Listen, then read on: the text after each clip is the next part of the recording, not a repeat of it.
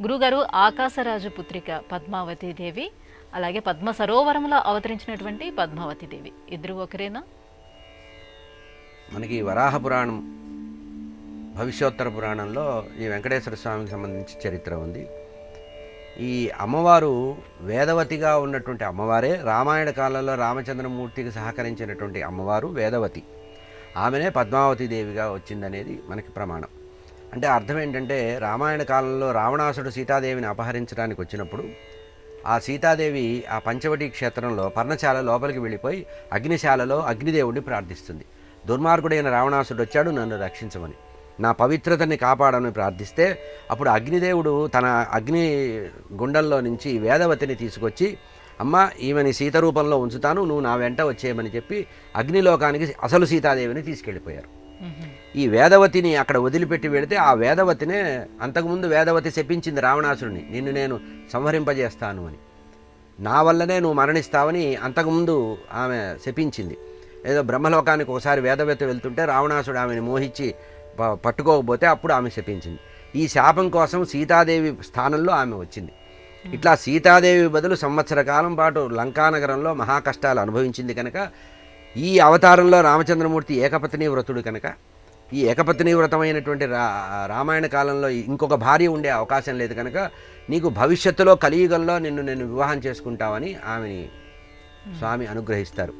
అయితే వైకుంఠంలో భృగు మహర్షి వచ్చి తనడం వల్ల భృగు మహర్షిని శపించి భృగు మహర్షి శపిస్తే ఆయన కూడా కోపం వస్తే భృగు మహర్షి తాను ఉన్నటువంటి హృదయం మీద విష్ణుమూర్తి యొక్క హృదయంలో అమ్మవారు ఉంటుంది కదా, ఆ ఉన్న చోట కాలితో తన్నాడు. నీ కోపం వచ్చి లక్ష్మీదేవి కొల్హాపురంకి వచ్చేసింది. ఆ వచ్చేసినప్పుడు ఆమెను వెతుక్కుంటూ విష్ణుమూర్తి భూమి మీదకి వచ్చాడు. శ్రీవైకుంఠ విరక్తాయ స్వామి పుష్కరిణీ తటే రమయా రమమాణాయ వెంకటేశాయ మంగళం మనం స్తోత్రం చేస్తూ ఉంటాం.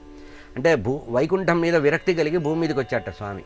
అంటే కలియుగంలో జీవులందరూ కూడా మహాపుణ్యాలు చేసి వైకుంఠానికి ఎవడు రావట్లేదుట కనుక వైకుంఠం దాకా ఎవడు రాలేకపోతున్నాడు పుణ్యం చేసి అని భూమి మీదే కలియుగ వైకుంఠంగా తిరుపతి క్షేత్రాన్ని ఏర్పాటు చేసుకొని ఆయన భూమి మీదకి వచ్చాడు. ఇట్లా భూమి మీదకి వచ్చిన పరమాత్మ వేదవతి అంతకుముందు అనుగ్రహించారు కనుక ఆకాశరాజుకి కుమార్తెగా జన్మించాలి. అయితే ఆమె అయోనిజ, సీతాదేవిలాగా ఆమె కూడా ఎవరి గర్భం నుంచి పుట్టే అవకాశం లేదు కనుక భూమిలో నుంచి రావాలి కనుక ఆ పద్మావతి దేవి భూమిలో నుంచి బయటకు వచ్చింది. ఆకాశరాజుకి భూమి దున్నుతుంటే భూమిలోంచి కనపడింది, కమలంలో కూర్చొని కనపడిందట. ఆ తర్వాత కమల సరోవరంగా ఏర్పడింది. ఇప్పుడు మనం తిరుపతిలో అలివేలు మంగాపురం లేదా తిరుచానూరు అంటామే, ఇప్పుడు ఆ సరోవరం ఉంది. అమ్మవారు సరోవరంలో పుట్ల సరోవర ప్రదేశంలో భూమిలో నుంచి బయటకు వచ్చింది. ఆకాశరాజుకి భూమిలో నుంచి బయటికి వ్యక్తమైంది. ఆ పుట్టినప్పుడు ఎట్లా వచ్చింది? ఆమె పద్మంలో నుంచి పుట్టింది కనుక, అంటే పద్మంలో ఆమె కనపడింది పిల్లగా కనుక పద్మావతి అన్నారు.